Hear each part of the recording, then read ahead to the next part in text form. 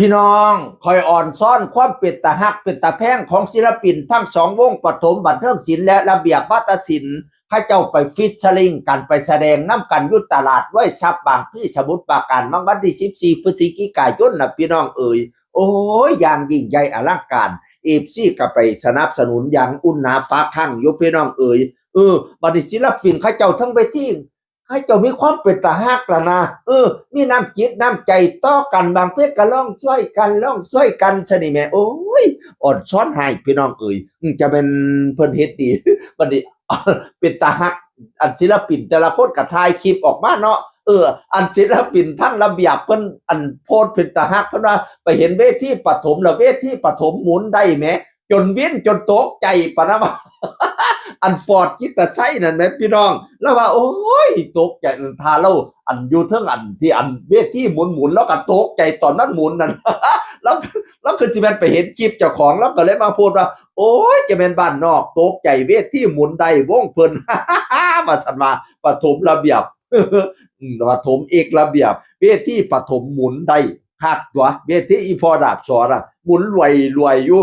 คันผู้บ่ลึงบ่แกนก็ว่าจนวินกับหม่องจนสิโตกกับหม่องพู้นแล้วนอกจากอันกิฟอร์ดกิตจะไส้แล้วก็มีหลายผู้หลายคนเนาะเพิ่นมาโพสต์น่ะโอ้ยอ่อนซ้อนเพราะว่าหมุนได้ด้วยว่าซั่น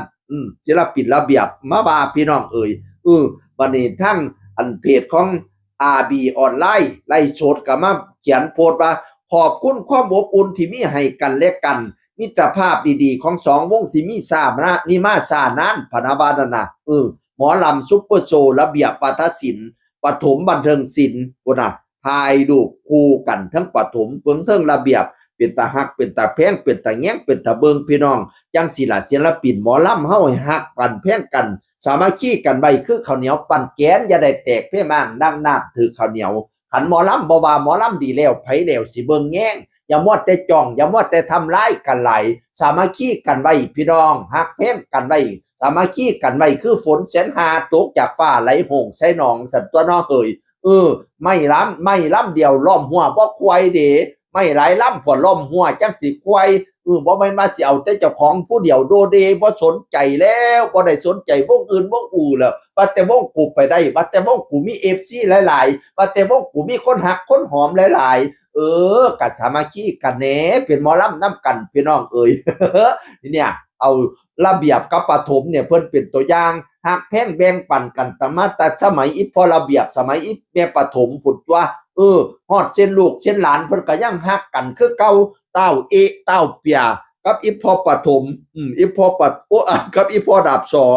อีพอดาบสอก็มาโพดได้คิดฮอดเต้าเต้าเปียเด้ว่าซั่นว่าอยู่นับกัน2มื้อคิดฮอดเขาเจ้าหอมๆเนาะอีพอดาบสอคิดฮอดเต้าเต้าเปียพี่น้องเอ๋ยได้ไปใช้ชีวิตนับกัน2มื้อเนาะวันที่13ก็ไปตั้งห้านวันที่14ก็ทำการแสดงคิดฮอดกันบัดนี้เนี่ย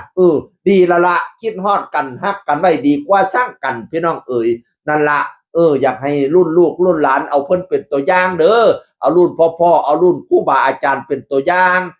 อย่าสุสิ่งดีเสี่ยงเด่นกันหลายไอ้สิ่งฮักสิ่งแพงกันนี่จังสี่ละพี่น้องเอ๋ยนั่นละเสียงอื่นคนเก่าเว้าสู่ฟังสวัสดีครับสวัสดีครับ